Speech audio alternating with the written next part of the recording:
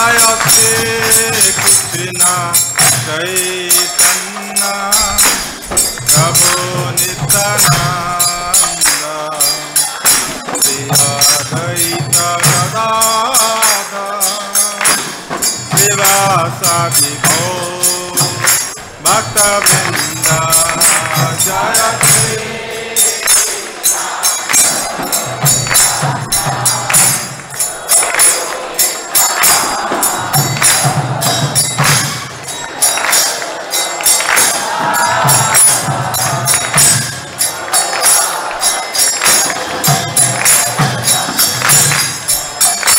Hare Krishna, Hare Krishna, Krishna Krishna, Hare Hare, Hare Rama, Hare Rama, Rama Rama, Hare Hare.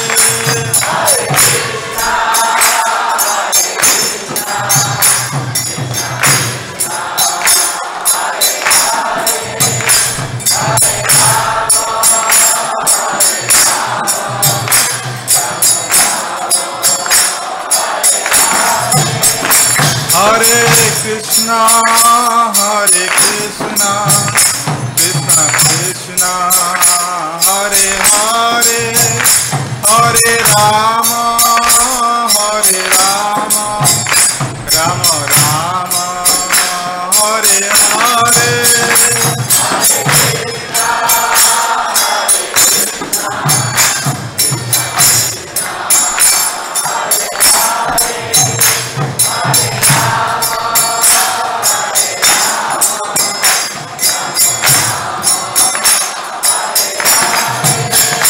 Hare Krishna, Hare Krishna, Krishna Krishna, Hare Hare, Hare Rama, Hare Rama, Rama Rama, Hare Hare.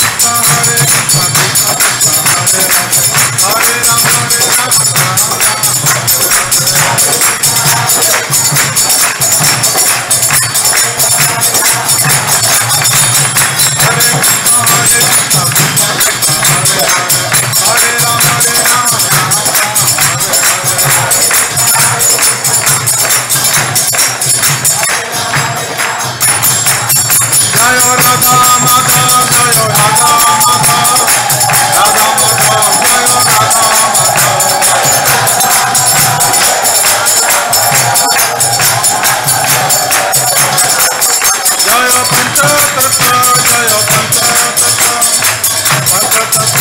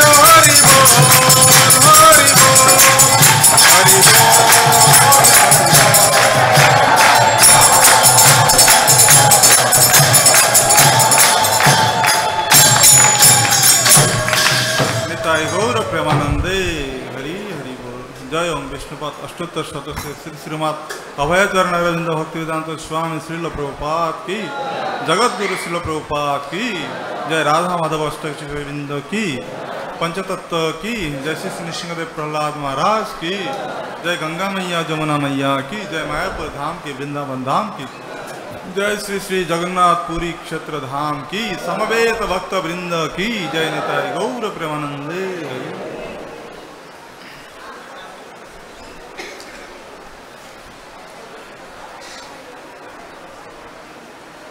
ओम अज्ञानतिमिरान्धस्य ज्ञानञ्जनशलाकया चक्षुरुन्मीलितं येन तस्मै श्रीगुरुवे नमः। श्रीचैतन्यमनुभीष्टं स्थापितं येन भूतले स्वयं रूप कदा मह्यं ददाति स पदान्तिकं।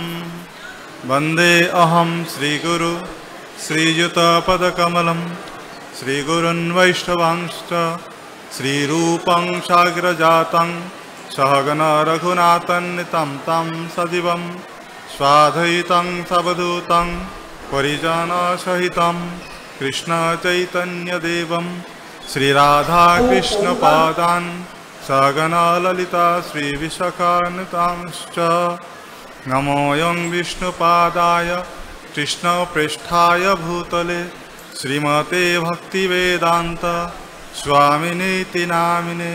नमस्ते सरस्वती देवे गौरवाणी प्रचारिणे निर्विशेष शून्यवादी पाश्चात्यदेशतारिणे।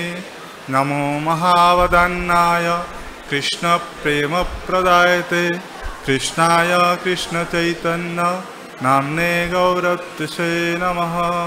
हे कृष्ण करुणा सिंधु दीनबंधु जगत्पते गोपेश गोपिका कांत राधा कांत नमस्तुते। तप्त कांचन गौरंगी राधे वृंदावनेश्वरी वृषभानुसुते देवी प्रणमामि हरिप्रिये। आजानुलंबितो कनकावदातो तरो कमलायताक्षो विश्वम्भरो द्विजवरो जुगधर्मपालो वंदे जगत्प्रियकरो करुणावतारो। बिन्दा वै तुलसीदेव वै प्रिया वै केशवैश्च विष्णुभक्ति प्रदेवी सत्यवत्ते नमो नमः। वंशाकल्पतरुभ्यश्च कृपा सिन्धुभ्य एव च पतितानां पावनेभ्यो वैष्णवेभ्यो नमो नमः। ओम नमो भगवते वासुदेवाय।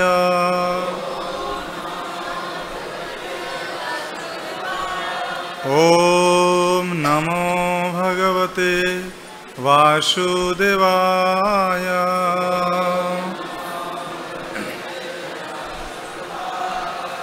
ओम नमो भगवते वासुदेवाय।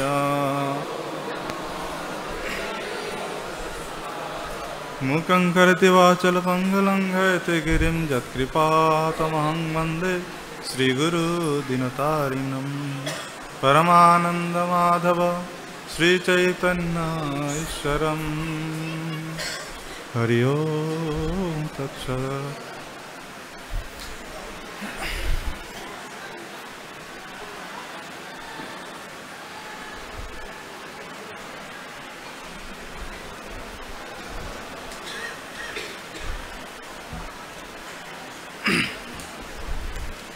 তো আমরা এখন শ্রীমদ্ ভগবদ গীতা যথাযথ থেকে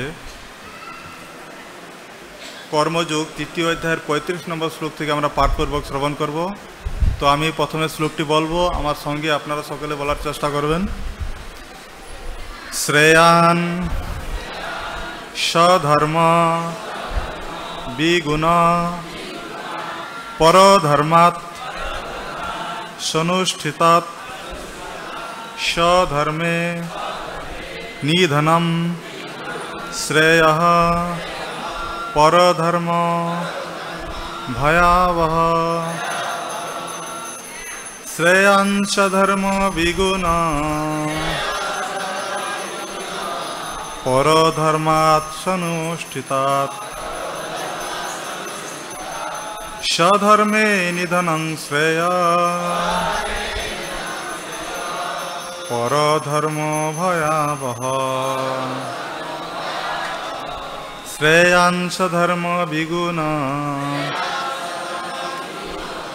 परधर्मात् सनुष्ठितात् सधर्मे निधनं श्रेयः परधर्मो भयावहः श्रेयांश धर्म विगुण परधर्मात् सनुष्ठितात् सधर्मे निधनं श्रेयः परधर्मो भयावहः। बोलन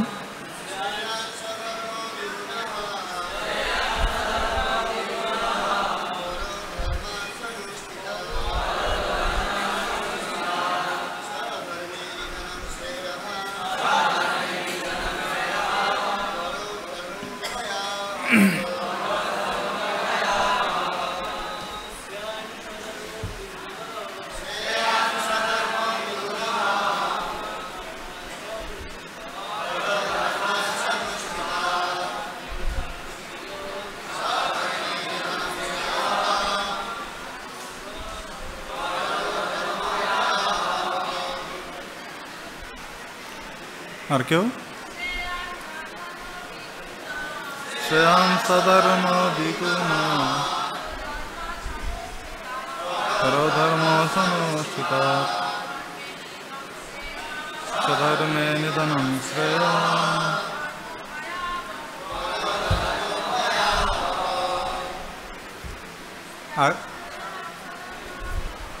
बोलुन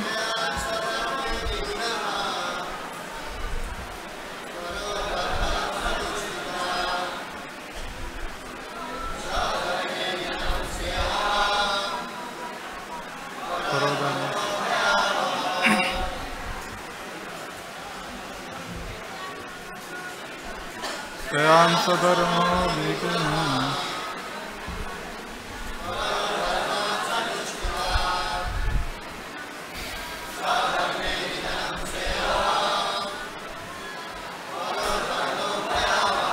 যারা বাইরের থেকে এসেছেন তাদের মধ্যে কেউ বলবেন, একটু চেষ্টা করুন,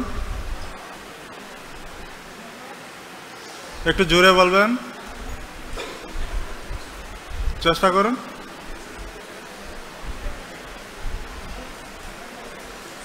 হরে কৃষ্ণ। তো আমি শব্দার্থ বলছি। শ্রেয়ান শ্রেষ্ঠ, সধর্ম সধর্ম, বিগুণ দুষ্যুক্ত, পরধর্মাৎ অন্যের জন্য নির্দিষ্ট ধর্ম থেকে, সনুষ্ঠিতাৎ উত্তম রূপে অনুষ্ঠিত,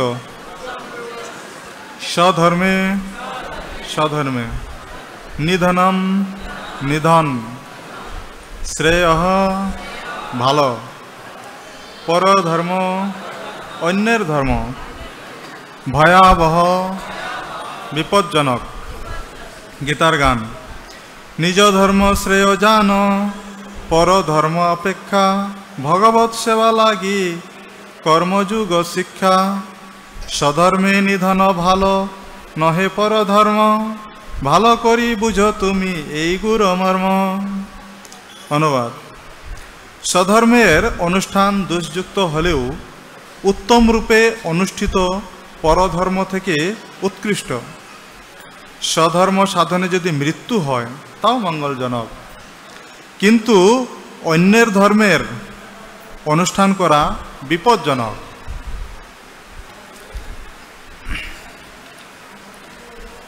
তাৎপর্য: পরধর্ম পরিত্যাগ করে সম্পূর্ণভাবে ভগবান শ্রীকৃষ্ণের শরণাগত হয়ে স্বধর্ম আচরণ করাই মানুষের কর্তব্য। জরা প্রকৃতির গুণ অনুসারে শাস্ত্র নির্দেশিত ধর্মাচরণগুলি মানুষের দেহ মনের বৈশিষ্ট্য অনুযায়ী নির্ধারিত হয়েছে।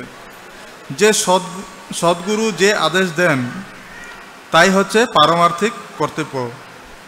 এই কর্তব্য সম্পাদন করার মাধ্যমে আমরা শ্রীকৃষ্ণের অপ্রাকৃত সেবা করে থাকি। কিন্তু জাগতিক অথবা পারমার্থিক যাই হোক না কেন, অন্যের ধর্ম অনুকরণ অপেক্ষা মৃত্যুকাল পর্যন্ত স্বধর্মে নিষ্ঠাবান থাকা প্রত্যেকের একান্ত কর্তব্য। জাগতিক স্তরের কর্তব্য এবং পারমার্থিক স্তরের কর্তব্য ভিন্ন হতে পারে, কিন্তু সেগুলি সম্পাদন করা সবসময় মঙ্গলজনক। মানুষ যখন প্রাকৃতিক দ্বারা কবলিত হয়, প্রকৃতির দ্বারা কবলিত হয়, তখন তার কর্তব্য হচ্ছে তার বিশেষ অবস্থার জন্য নির্দিষ্ট বিধান পালন করা এবং কোনো অবস্থাতেই অপরকে অনুকরণ করা উচিত নয়। যেমন সত্যগুণের দ্বারা প্রভাবিত ব্রাহ্মণ হচ্ছেন অহিংসাপরায়ণ, কিন্তু রজগুণের দ্বারা প্রভাবিত ক্ষত্রিয় প্রয়োজন হলে হিংসার আশ্রয় নিতে পারেন। স্বধর্ম আচরণ করতে গিয়ে ক্ষত্রিয়কে যদি মৃত্যুবরণ করতে হয় তাও ভালো, কিন্তু ব্রাহ্মণকে অনুকরণ করে অহিংসার আচরণ করা তার উচিত নয়। চিত্তবৃত্তির পরিশোধন করা সকলেরই কর্তব্য, কিন্তু তা সাধন করতে হয় ধীরে ধীরে, তাড়াহুড়ো করে নয়। তবে মানুষ যখন জড় গুণের প্রভাবমুক্ত হয়ে সম্পূর্ণভাবে কৃষ্ণ চেতনা লাভ করেন, তখন তিনি যে কোনো রকম আচরণ করতে পারেন, কিন্তু তার সেই সমস্ত কর্ম অনুষ্ঠিত হয় সদ্গুরুর নির্দেশ অনুসারে। কৃষ্ণ ভাবনার সেই পূর্ণ স্তরে ব্রাহ্মণ ক্ষত্রিয়ের মতো আচরণ করতে পারেন, ক্ষত্রিয় ব্রাহ্মণের মতো আচরণ করতে পারেন। অপ্রাকৃত স্তরে জড়জগতের গুণ অনুসারে স্তর বিভাগ নেই। যেমন ক্ষত্রিয় হওয়া সত্ত্বেও বিশ্বামিত্র ব্রাহ্মণের মতো আচরণ করেছিলেন, আবার ব্রাহ্মণ হওয়া সত্ত্বেও পরশুরাম ক্ষত্রিয়ের মতো আচরণ করেছিলেন। তারা অপ্রাকৃত স্তরে অধিষ্ঠিত ছিলেন, তাই তারা এইভাবে আচরণ করতে পারতেন। কিন্তু মানুষ যখন প্রাকৃত স্তরে থাকে, তখন জড়া প্রকৃতির গুণ অনুসারে তাকে স্বধর্ম আচরণ করে সম্যকভাবে কৃষ্ণ চেতনা লাভ করতে হয়। অনুবাদটা আবার বলছি, আমার সঙ্গে আপনারা সকলে বলুন।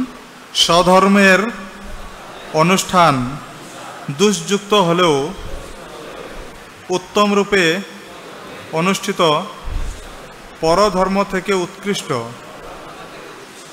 স্বধর্ম সাধনে যদি মৃত্যু হয় তাও মঙ্গলজনক, কিন্তু অন্যের ধর্মের অনুষ্ঠান করা বিপজ্জনক। তো এখানে ভগবান বলছেন অর্জুনকে যে শ্রেয়ান স্বধর্ম মানে যার জন্য যেই ধর্মটা নির্ধারিত করা হয়েছে সেই ধর্মটা হচ্ছে শ্রেষ্ঠ। আর সেই ধর্মতে যদি কোনো দুষ্ত্রুটিও থাকে তাও করা উচিত। পরধর্মাৎ অনুষ্ঠিতাৎ, কিন্তু অন্যের ধর্ম অনুষ্ঠান করা থেকে এই স্বধর্ম অনুষ্ঠান হচ্ছে শ্রেয়। স্বধর্মে নিধনং শ্রেয়। আর এই স্বধর্ম পালন করতে গিয়ে যদি আমার হত্যাও হয়, তাহলে কি করতে হবে? স্বধর্ম আচরণ করতে হবে। কিন্তু আমরা যদি তা না করে পরধর্ম অন্যের ধর্ম আচরণ করি, তাহলে কি করতে হবে? ভয়াবহ, সেটা একদম বিপজ্জনক হতে পারে। কেন বলেছেন এই কথাগুলো কৃষ্ণ অর্জুনকে? না, এই ভগবদ গীতাতে কৃষ্ণ এখানে গুরুর ভূমিকা পালন করছেন, তাই তো? কিন্তু প্রথমে অর্জুন ভগবানকে কিছু যুক্তি প্রদর্শন করছেন। কি যুক্তি? না, এখানে দেখা যাচ্ছে ভগবান কৃষ্ণকে জ্ঞান দান করছেন, এই গীতাতে আমরা জানি, তাই না? কিন্তু প্রথম অবস্থাতে কিন্তু ভগবানকে অর্জুন বিভিন্ন যুক্তির মাধ্যমে ভগবানকে প্রশ্ন করছেন। সে প্রশ্নগুলো কি? আমি এখানে যুদ্ধ করতে এসেছি, আর এই যুদ্ধে কি দেখা যাচ্ছে না, আমি আমার আত্মীয় স্বজনকে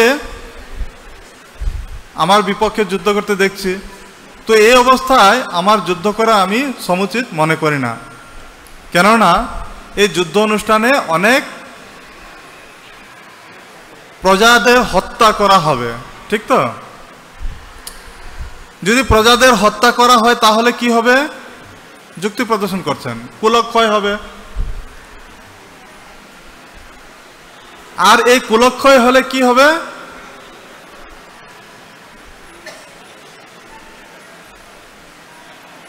গৃহবধূগণ ব্যভিচারিণী হবে।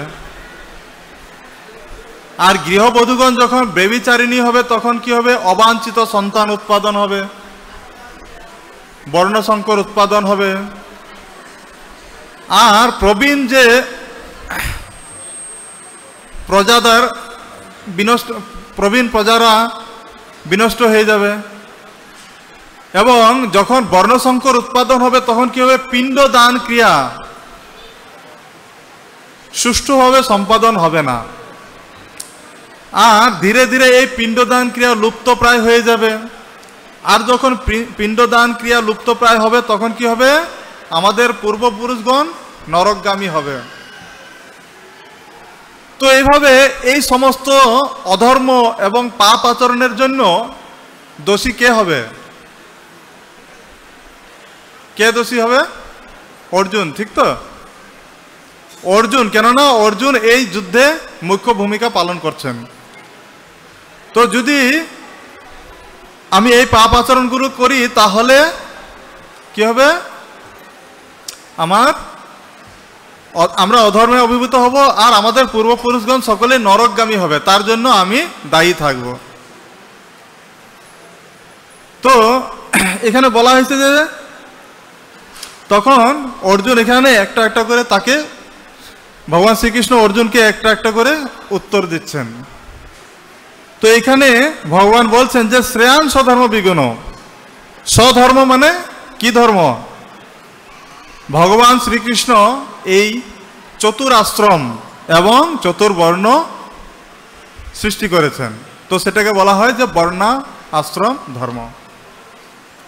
তো এই বর্ণ এবং আশ্রম ধর্মটাকে বলা হচ্ছে যে প্রত্যেকটা বর্ণের জন্য ভিন্ন ভিন্ন কিছু নিয়ম নির্ধারিত করা হয়েছে। তো ব্রাহ্মণের কর্ম কি?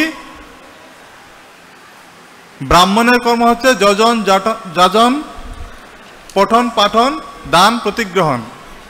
ব্রাহ্মণের এই 6টি বৃত্তি রয়েছে, তাই তো? তো আর ক্ষত্রিয়ের কি বিধান রয়েছে? ক্ষত্রিয় হচ্ছে প্রজাদেরকে অন্যদের আক্রমণ থেকে, অন্যদের আহত হওয়া থেকে প্রজাদেরকে রক্ষা করবেন। আর এই প্রজাদেরকে রক্ষা করতে গিয়ে অনেক সময় কি করতে হতে পারে? হিংসার আশ্রয় নিতে হতে পারে, তাই তো? কেউ যদি কোনো প্রজাদেরকে আক্রমণ করে আসে, সেখানে গিয়ে কি কেউ হাত জোর করে বিনতি করে প্রার্থনা করবে? না, সেখানে কি করতে হবে? অস্ত্র নিয়ে তাদেরকে কি করতে হবে? প্রতিহত করতে হবে। কাকে? শত্রুকে। তো এই হচ্ছে ক্ষত্রিয়ের ধর্ম।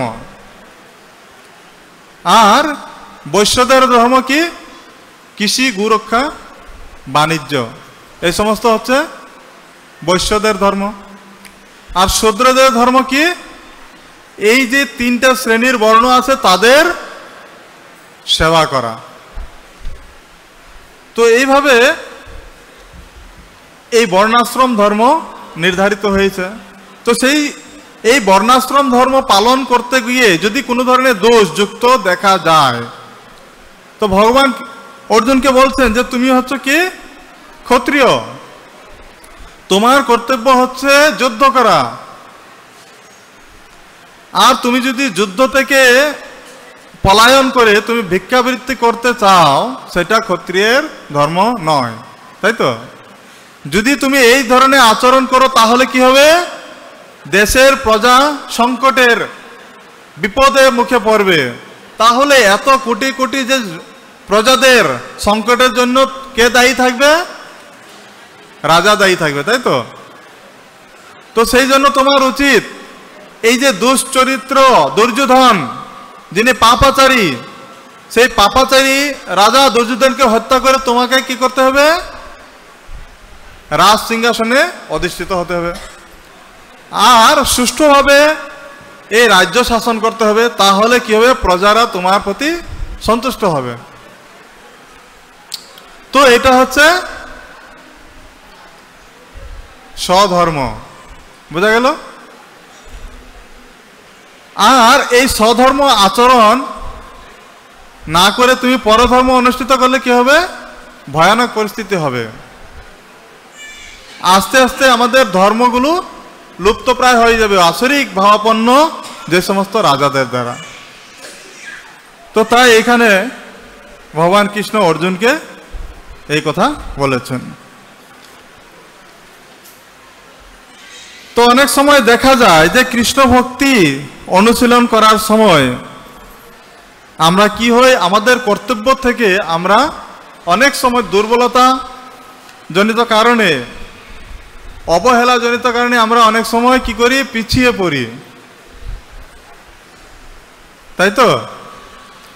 তো দেখা যাচ্ছে যে কৃষ্ণ ভক্তি অনুশীলন করতে গিয়ে যদি আমাদের কোনো ধরনের দুর্বলতা আছে, তাহলে কি করতে হবে? না, গুরুর আশ্রয় নিতে হবে। তো গুরুদেবের আশ্রয়ে যে এই ভক্তিযোগ অনুশীলন করতে হবে, আর গুরুদেব যেটা নির্দেশ দিবে সেই নির্দেশটাকে আমাদের জীবনে প্রয়োগ করতে হবে। তো এখানে ভগবান কৃষ্ণ বলছে তুমি যুদ্ধ করো, আর অর্জুন বলছে যে না, আমি যুদ্ধ করার থেকে আমি মনে করি ভিক্ষাবৃত্তি করা আমার জন্য শ্রেয়। কেননা যুদ্ধ করতে গেলে অনেক লোককে হত্যা করা হবে, আর হত্যা করলে পাপ আচরণ করা হবে। তো তার থেকে আমার বরঞ্চ ভালো কি ভিক্ষাবৃত্তি করে খাবো। কিন্তু এখানে ভগবান বলছে যে না, ক্ষত্রিয়ের ধর্ম হচ্ছে যুদ্ধ করা, আর তুমি যদি তোমার এই কর্তব্য থেকে সরে দাঁড়াও তাহলে শত্রুপক্ষ কি মনে করবেন? শ্রী শ্রী রাধা মাধব কি, নৃসিংহদেব ভগবান কি, শত্রুপক্ষ মনে করবেন যে তুমি ভয় পেয়েছ। তাই তোমার কর্তব্য হচ্ছে যুদ্ধ করা। তো এইভাবে ভগবান অর্জুনকে নির্দেশ দিচ্ছেন। তো আমরা যদি আমাদের জীবনে আমরা সবসময় গুরুদেবের নির্দেশকে হৃদয়ে ধারণ করে আমাদের পারমার্থিক জীবনে আমরা যদি এগিয়ে যাই, তখন অনেক সময় দেখা যেতে পারে যে না, আমরা এই পারমার্থিক জীবনে এগোনোর পথে অনেক সময় অনেক ধরনের বাধা বিপত্তির সম্মুখীন হই, ঠিক তো? তখন আমরা কি করব? সাধু সঙ্গের মাধ্যমে অথবা গুরুদেবের নির্দেশক্রমে এই বাধা বিপত্তিকে অতিক্রম করতে পারি। তো এই যে এই আচরণগুলোকে, তো এই ভক্তি পথে অগ্রগতির জন্য ভগবান আমাদেরকে কি করছেন? বর্ণাশ্রম ধর্ম দিয়ে গেছেন। তো সেই বর্ণাশ্রম ধর্ম অনুশীলন করতে হয়। কেননা আমরা যদি ধাপে ধাপে এই বর্ণাশ্রম ধর্ম অনুশীলন করি, তাহলে আমরা কি করব? এই পাশবিক জীবন থেকে ধীরে ধীরে ক্রমোন্নতি ক্রমে আমরা কি করতে পারবো? কৃষ্ণ ভক্তির পথে অগ্রসর হতে পারবো। তো এই বর্ণাশ্রম ধর্ম ভগবান শ্রীকৃষ্ণ স্বয়ং নিজে শিক্ষা দিয়ে গেছেন। তিনি দ্বারকায় যখন ছিলেন, তিনি প্রতিদিন কি করতেন না, ভগবানের উদ্দেশ্যে তিনি ধ্যান করতেন। ভগবান তো শ্রীকৃষ্ণ স্বয়ং তিনি আত্মধ্যান করতেন। প্রতিদিন তিনি যজ্ঞ করতেন এবং এভাবে তিনি গাভী দান করতেন, ব্রাহ্মণদেরকে সেবা দিতেন। তো তিনি দেখিয়ে গেছেন যে ব্রাহ্মণ হচ্ছে এই সমাজের সবথেকে শ্রেষ্ঠ ব্যক্তি। তো ব্রাহ্মণকে কিভাবে সেবা দিতে হবে ভগবান শ্রীকৃষ্ণ নিজে তিনি করে দেখিয়েছেন। যেরকম সুদামা বিপ্র অথবা নারদ মুনি যখন ভগবান কৃষ্ণের রাজপ্রাসাদে যেতেন, তখন ভগবান কৃষ্ণ তাকে কোথায় বসাতেন? রুক্মিণী দেবীর যে পালঙ্ক আছে, পালঙ্কে বসাতেন, আর নিজ হস্তে পাদ ধৌত করে দিতেন। আর রুক্মিণী দেবী কি করতেন? পাখা দিয়ে ধীরে ধীরে বাতাস করতেন। কাকে? ব্রাহ্মণ। তো এইভাবে পাদধৌত করা হলো, তাকে ভোজন করাতেন।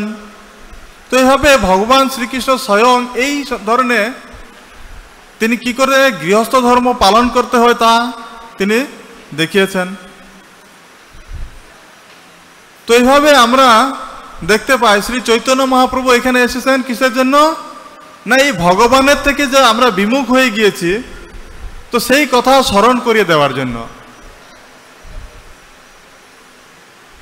আর আমাদেরকে কি করেছেন? যে ভগবানের যে অভিমুখে যাওয়ার জন্য একটা বিশেষ উপায় প্রদান করেছেন। সেটা কি? হরে কৃষ্ণ মহামন্ত্র, তাই তো? তো এই হরে কৃষ্ণ মহামন্ত্র আমরা সকলে একবার বলি, হাত তুলে।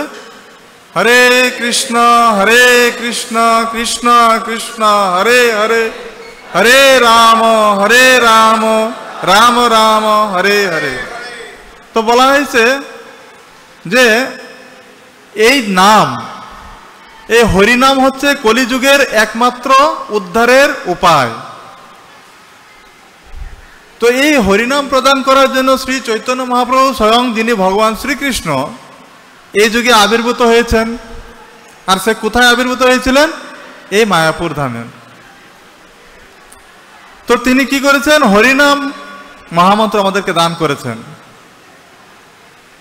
অনর্পিত চরিং চিরাত করুণয়া অবতীর্ণ কলৌ সমর্পয়িত উন্নত উজ্জ্বল রসাংস ভক্তি শ্রিয়ম হরিপুরট সুন্দর কদম্ব সন্দীপিত হৌ। তো এইভাবে মহাপ্রভু আমাদেরকে হরিনাম দিয়ে গেছেন, যেটা অন্যান্য কোনো যুগে আমরা পাইনি। তো এই কলিযুগ হচ্ছে সব থেকে শ্রেষ্ঠ। কেননা অন্যান্য যুগে যে সমস্ত যজ্ঞ, তপস্যা, অর্চন, ধ্যান করে যে ফল পাওয়া যায়, তো এই কলিযুগে কেবলমাত্র হরিনাম মহামন্ত্র কীর্তন করার ফলে সমস্ত যজ্ঞ অনুষ্ঠান করার ফল আমরা লাভ করতে পারি, তাই তো? তো এইভাবে আমাদেরকে মহাপ্রভু কি করেছেন? এই হরিনাম মহামন্ত্র দিয়ে গেছেন। শুধু তিনি এই শিক্ষা যে উপদেশ দিয়ে গেছেন তাই নয়, মহাপ্রভু কি করেছেন? নিজে আচরণ করেছেন, নিজে ভক্ত সেজে এসেছেন। কি করার জন্য? না আমাদেরকে উদ্ধার করার জন্য। তো তিনি এই হরিনাম মহামন্ত্র আমাদের দিয়ে গেছেন। আর আমরা যদি কেবলমাত্র এই হরিনাম কীর্তন কিভাবে করতে হবে? না মালাতে যদি আমরা প্রতিদিন নির্দিষ্ট সংখ্যায় হরিনাম মহামন্ত্র জপ করি, তাহলে আমরা ভগবত কৃপা লাভ করতে পারবো। আর তখন আমরা এই যে জড়জগতের যে বদ্ধ অবস্থা থেকে আমরা মুক্তি লাভ করতে পারবো। এটা হচ্ছে আমাদের জন্য, এই কলিযুগের প্রত্যেকটা জীবের জন্য এটা হচ্ছে আমাদের স্বধর্ম। কেননা এই কলিযুগে সকলেই শূদ্র সম্ভবা। আমরা কি হচ্ছে যে জন্মের সঙ্গে সঙ্গে আমরা কিন্তু এই কলিযুগে জন্মের সঙ্গে সঙ্গে কেউ ব্রাহ্মণ হয় না। কেননা এই কলিযুগে আমরা কি করছি? যখন জন্মগ্রহণ করছি তখন আমরা সকলেই শূদ্র, কিন্তু যখন আমরা সংস্কারের মাধ্যমে দ্বিজত্ব লাভ করতে পারি, আমরা যখন পাপ আচরণ ত্যাগ করব আর হরিনাম মহামন্ত্র কীর্তন করব, তখন আমরা কি করতে পারবো? ধীরে ধীরে আমাদের ক্রমোন্নতি করতে পারবো। তাই ভক্তিবিনোদ ঠাকুর বলেছেন যে জীবে দয়া কৃষ্ণ নাম সর্বধর্মসার। তার আগের লাইনটা কি ছিল?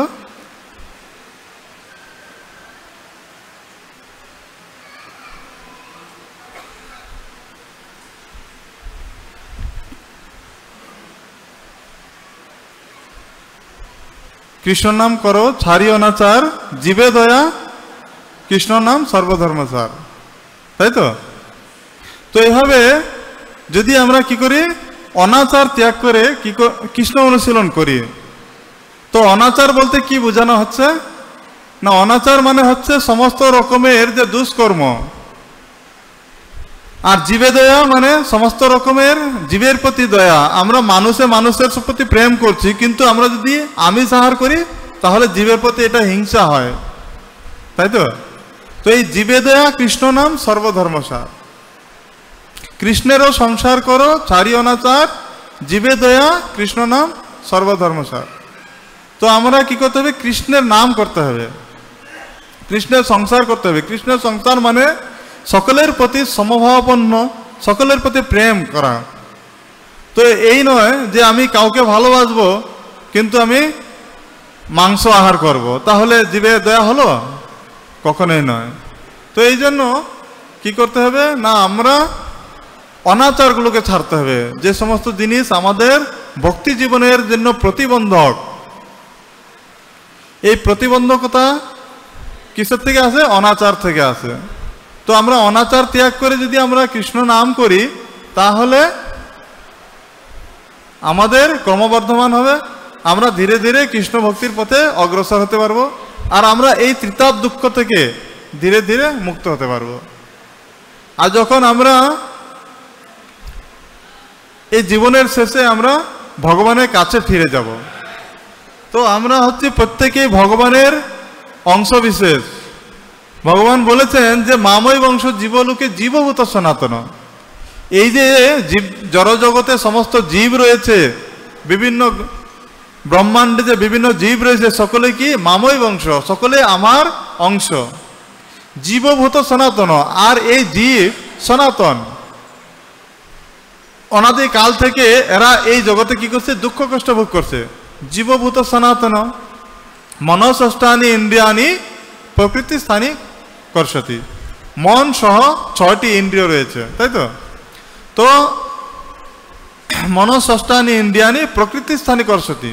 আর এই জড়জগতে তারা তাদের যে আত্মবিস্মৃতির ফলে কি করছে? কষ্ট করছে, কঠোর পরিশ্রম করে যাচ্ছে। কেন না, আমরা আমাদের যে পিতাকে ভুলে গিয়েছি। আমাদের পিতাকে কে? কৃষ্ণ। জগতের পিতা কৃষ্ণ।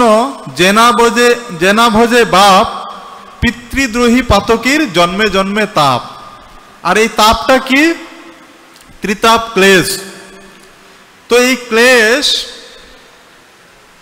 কিরকম না, ভগবানের যে বহিরঙ্গা শক্তি, এই ত্রিতাপ ক্লেশ হচ্ছে বিভিন্ন ধরনের কষ্ট যা আমরা প্রতিনিয়ত পেয়ে থাকি। কখনো কারোর কথার দ্বারা যখন আমরা আঘাতপ্রাপ্ত হই, সেটা হচ্ছে আমাদের মানসিক ক্লেশ। এটাকে বলা হয় আধ্যাত্মিক ক্লেশ। মনের দ্বারা যে আমরা কষ্ট পেয়ে থাকি। আর দ্বিতীয়ত কি? আদি ভৌতিক ক্লেশ। হয়তো কোনো পশু আমাকে এসে আঘাত করলো, আমাকে একটা মশা কামড়ালো, কারো দ্বারা আমি কোন ধরনের কষ্ট পেয়েছি, তো সেগুলো হচ্ছে কি? আদি ভৌতিক ক্লেশ। হয়তো বন্যা হয়ে গেল, না বন্যাটা হচ্ছে আদি দৈবিক ক্লেশ। তো বিভিন্ন দেবতাদের দ্বারা কখনো হয়তো খুব বেশি বৃষ্টি হলো, কখনো হয়তো বন্যা হয়ে গেল, কখনো হয়তো খরা হয়ে গেল, সেগুলো হচ্ছে আদি দৈবিক ক্লেশ। তো এইভাবে ত্রিতাপ ক্লেশের দ্বারা আমরা সবসময় জর্জরিত হচ্ছি। তো এই যে ত্রিতাপ ক্লেশ থেকে উত্তীর্ণ হয়ে আমরা যদি ভগবানের কাছে ফিরে যাই, তাহলে এই ক্লেশগুলো আমাদেরকে আর দুঃখ দিতে পারবে না। আর যদি আমরা এই জীবনে এত সুন্দর একটা মনুষ্য শরীর পাওয়ার পরেও আমরা কথা বলতে পারছি, আমরা হাঁটতে পারছি, আমরা অনেক কিছু কাজকর্ম করতে পারছি, ঠিক কিনা? এত কিছু আমাদের শক্তি থাকার পরেও যদি আমরা ভগবানের নাম কীর্তন না করি, ভগবানের শরণাগত না হয়ে ভগবানকে প্রণাম না করি, ভগবানের মন্দিরে যদি আমরা গমন না করি, তাহলে কি হবে? আমাদের কর্মফল অনুসারে আমরা পরবর্তী আরেকটা জন্ম লাভ করব। সেটা হয়তো পশু জন্ম হতে পারে, অথবা আরো নিকৃষ্ট জন্ম আমরা লাভ করতে পারি। কিন্তু এই সুবিধাটা আমরা মনুষ্য জন্মেই পেয়ে থাকি। কেননা একটা পশু হরিনাম করতে পারে না, পারে কি? কিন্তু মানুষ হরিনাম করতে পারে।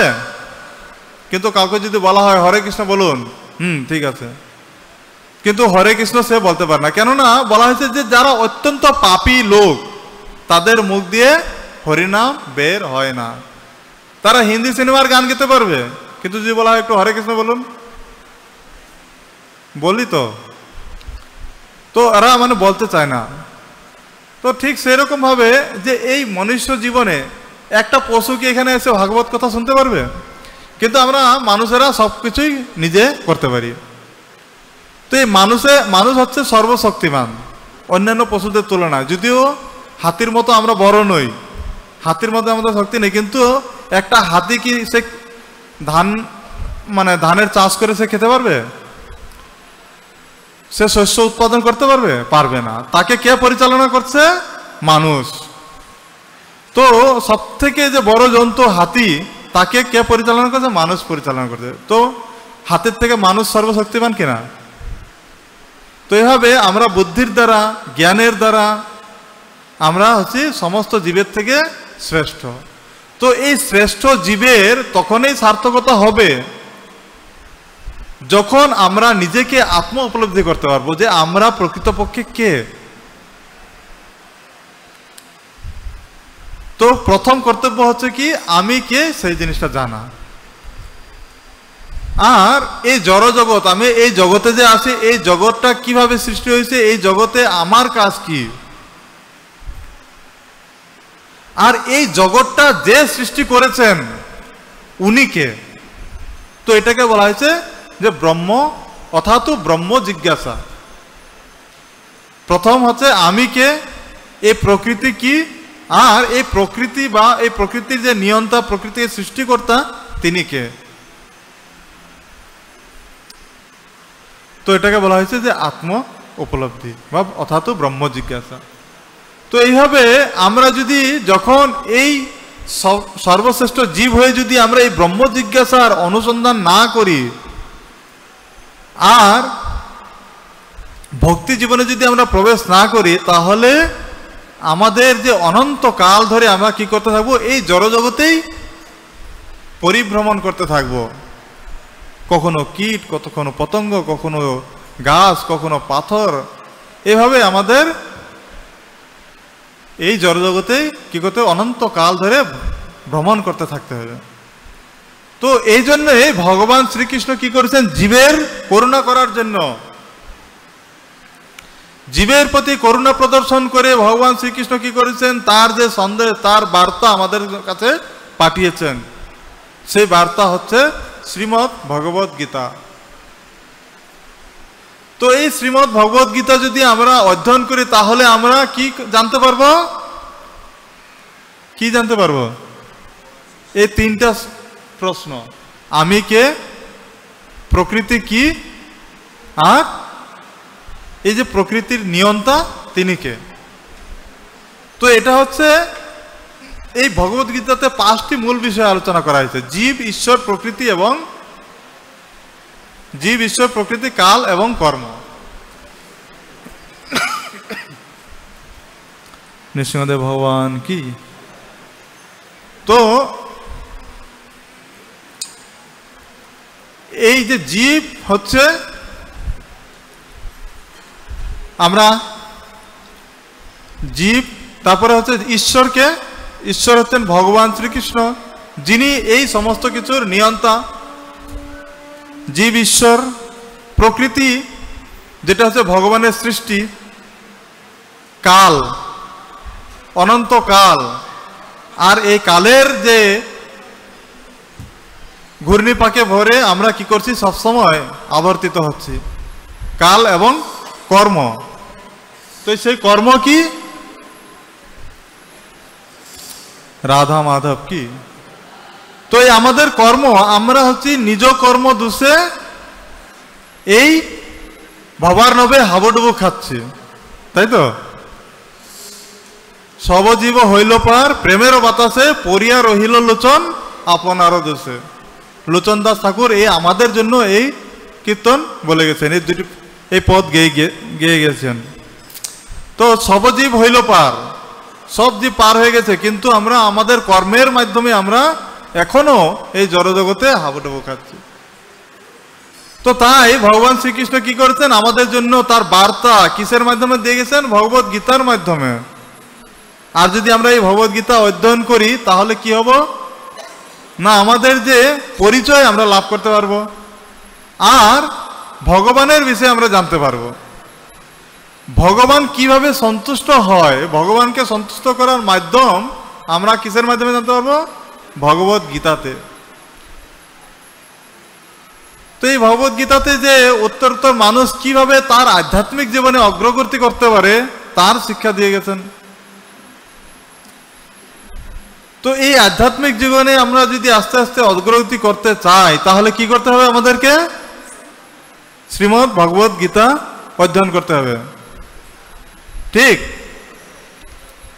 তো এই ভগবত গীতা অধ্যয়ন আমরা প্রতিদিন করতে হবে। তার জন্য কি করতে হবে? আমাদেরকে সকলকে বাড়িতে ভগবত গীতা রাখতে হবে। আপনাদের সকলের ভগবত গীতা আছে? কার নেই? কার বাড়িতে ভগবত গীতা নেই বলুন তো, হাত তুলুন দেখে। তো মানে আপনাদের সকলেরই ভগবত গীতা রয়েছে। তো সকলে বাড়িতে গিয়ে ভগবত গীতা পড়বেন। আর যদি আপনাদের কাছে ভগবত গীতা না থেকে থাকে, এখনো আমাদের বইয়ের দোকান খোলা রয়েছে, এখান থেকে এখনই এই ভগবত গীতা নিয়ে যাবেন। কেননা এই ভগবত গীতা এমন একটা সম্পদ, হয়তো আমরা অল্প টাকা মূল্যে এটা ক্রয় করতে পারি, কিন্তু এইখানে এই ভগবত গীতাতে এমন জ্ঞান রয়েছে যেটা আমরা যদি পৃথিবীর সমস্ত শাস্ত্র পড়লেও সেই জ্ঞান বা সেই উপদেশ আমরা নাও পেতে পারি। আর ভগবত গীতাতে এমন অনেক জ্ঞান রয়েছে যেটা সমস্ত শাস্ত্রে যা জ্ঞান রয়েছে সবকিছু ভগবত গীতাতে রয়েছে। তো তার জন্য এই ভগবত গীতা হচ্ছে সর্বশ্রেষ্ঠ গ্রন্থ।